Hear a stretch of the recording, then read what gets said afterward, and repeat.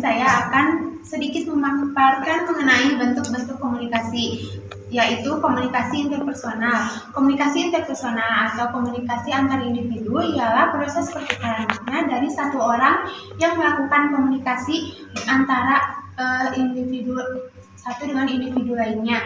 Dalam komunikasi interpersonal ini ada beberapa kriteria, yaitu yang pertama melibatkan komunikasi verbal atau non-verbal, terdapatnya umpan balik, dan terjadinya interaksi yang berkesinambungan serta bersifat persuasif. Komunikasi interpersonal dapat dikatakan efektif jika menghasilkan perubahan sikap terhadap seseorang yang ada di dalam komunikasi tersebut. Nah, ada pula 3 perilaku di dalam komunikasi interpersonal. Yang pertama yaitu perilaku spontan. Perilaku spontan ini ada berdasarkan adanya desakan emosi secara spontan tanpa adanya sensor ataupun revisi. Yang kedua yaitu perilaku menurut kebiasaan. Perilaku ini terjadi karena adanya kebiasaan yang dapat terjadi di suatu situasi seperti mengucapkan salam. Dan yang terakhir itu yaitu perilaku sadar. Perilaku sadar ini dipilih dalam situasi yang ada. Halo semuanya, di sini saya akan menjelaskan mengenai komunikasi kelompok.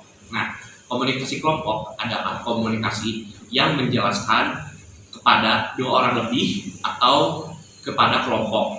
Nah, komunikasi kelompok ini terbagi menjadi 2 teman-teman, yaitu komunikasi kelompok kecil, komunikasi kelompok besar. Nah, komunikasi kelompok kecil ini adalah komunikasi yang bisa mempengaruhi seseorang. Contohnya seperti saat kita presentasi di depan kelas, atau pada saat ada kajian atau dakwah yang terjadi di suatu tempat, teman-teman. Nah, sedangkan komunikasi kelompok besar ini adalah komunikasi yang bisa mempengaruhi pengetahuan seseorang, teman-teman. Contohnya seperti saat ada orasi atau demo di jalan-jalan, dan mereka itu orang ini tuh bisa mempengaruhi jumlah orang banyak untuk bisa sepakat kepada satu yang dia pegang, teman-teman. Contohnya seperti itu. Nah, perbedaannya tidak dilihat dari jumlah orang-orangnya, tapi dilihat dari kualitas komunikasinya, teman-teman. Ya, seperti itu. Komunikasi massa adalah suatu proses penyampaian pesan yang dilakukan melalui media massa, di mana komunikasi massa ini ditujukan untuk khalayak umum atau yang bisa dikenal juga dengan masyarakat luas dengan menggunakan berbagai saluran media, contohnya seperti media cetak atau yang bisa disebut dengan koran, terus ada audio, visual, yang bisa juga disebut dengan radio. Namun sejalan dengan perkembangan teknologi yang semakin canggih, komunikasi massa ini banyak sekali mengalami perubahan. Salah satunya di dalam literatur itu menyebutkan bahwa ada 2 kategori yang bisa dipahami untuk lebih memahami komunikasi massa ini seperti apa. Yang pertama di dalam pengertian yang lama, yang kedua di dalam pengertian yang baru. Untuk di dalam pengertian yang lama, komunikasi massa ini bersifatnya satu arah, di mana komunikasi massa ini mempunyai tujuan yaitu untuk berbagi atau menciptakan suatu pengetahuan umum publik melalui pesan pribadi atau suatu organisasi yang mengirimkan pesan.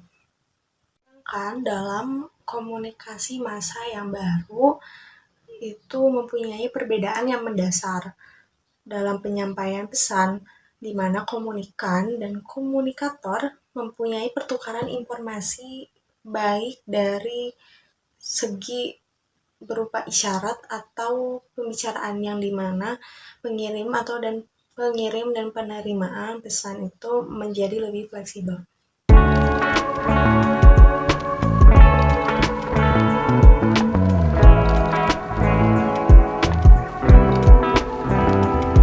Oke, komunikasi diadik. Di sini saya akan menjelaskan tentang komunikasi diadik ya.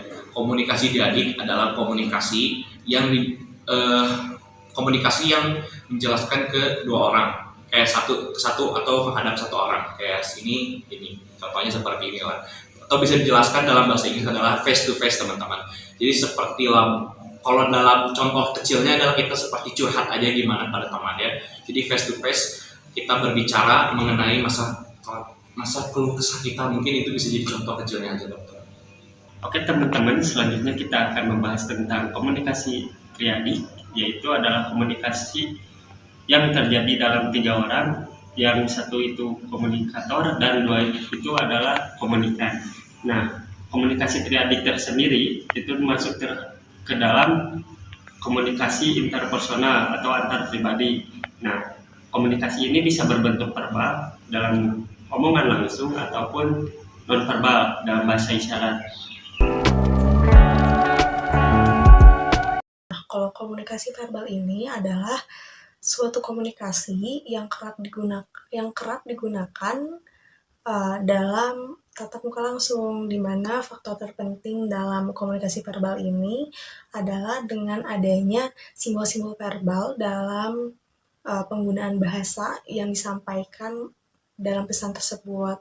Semisal dalam susunan kata-katanya seperti apa, kalimatnya seperti apa. Contohnya di dalam percakapan, entah percakapan bersama teman ataupun juga diskusi, dan juga ada pun juga dengan berpidato.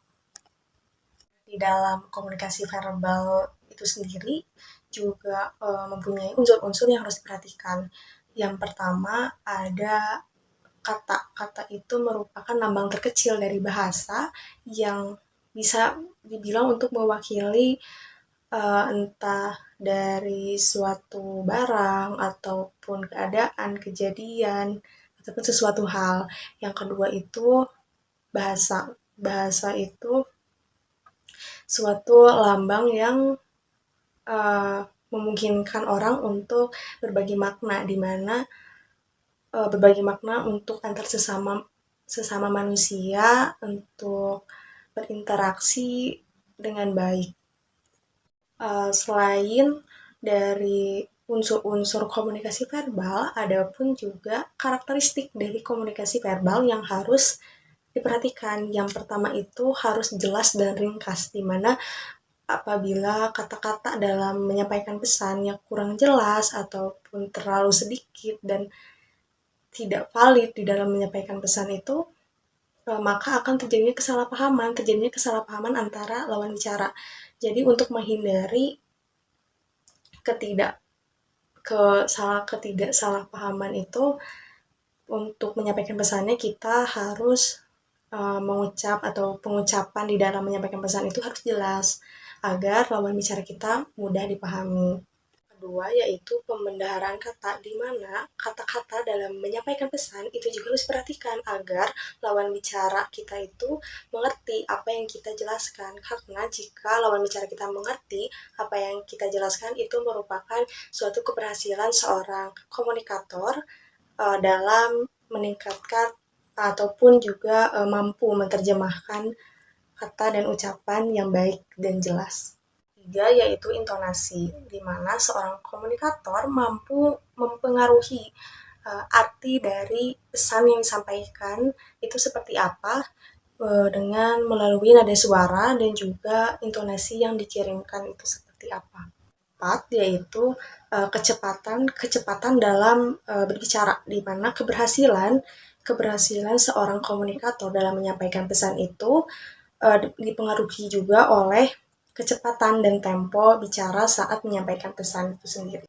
Yaitu humor, di mana humor ini sangat berpengaruh juga karena dapat meningkatkan suatu keberhasilan bagi seorang komunikator dalam menyampaikan pesan, karena di dalamnya itu bisa meningkatkan entah dari dukungan emosi, terus juga membantu mengurangi ketegangan saat menyampaikan pesan terhadap lawan bicara.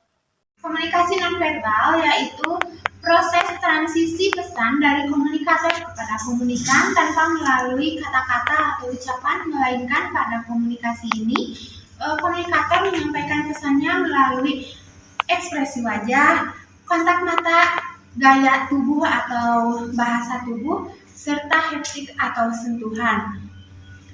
Seperti contohnya ketika saya sedang menelpon lalu teman saya menawarkan saya makanan, saya bisa menggunakan gerak tubuh atau gaya bahasa seperti mengangguk untuk iya dan geleng-geleng kepala untuk tidak. Nah, di sini juga saya akan menjelaskan mengenai komunikasi tertulis. Nah, komunikasi tertulis ini bisa dibilang contoh kecilnya adalah kita berbicara, medianya adalah kita menulis di sebuah kertas atau buku teman-teman yang akan disampaikan kepada seseorang atau kelompok. Contoh kecilnya seperti itu. Di sini saya akan menjelaskan mengenai komunikasi informal. Apa sih itu komunikasi informal? Nah, komunikasi informal adalah komunikasi yang tidak terstruktur, teman-teman. Contohnya seperti saat kita mengobrol bersama teman di koridor, atau di saat kita mengobrol sama teman kerja di sebuah tempat kantin, atau misalkan kita ngobrol saat jalan di koridor seperti itu, teman-teman. Ya, kita mengobrol yang tidak bisa dibilang tidak ada aturan, tidak ada tertulis, jadi cuma ngobrol biasa saja, teman-teman, seperti itu. Ada komunikasi visual. Apa itu komunikasi visual? Komunikasi visual adalah sebuah rangkaian proses penyampaian informasi ataupun pesan yang terjadi antara komunikator kepada komunikan dengan penggunaan media ataupun penggambaran yang hanya terbaca oleh indera penglihatan. Jadi komunikasi visual itu tersendiri adalah sebuah komunikasi yang melibatkan teknologi ataupun sarana lain dalam penyampaian komunikasi menggunakan visual.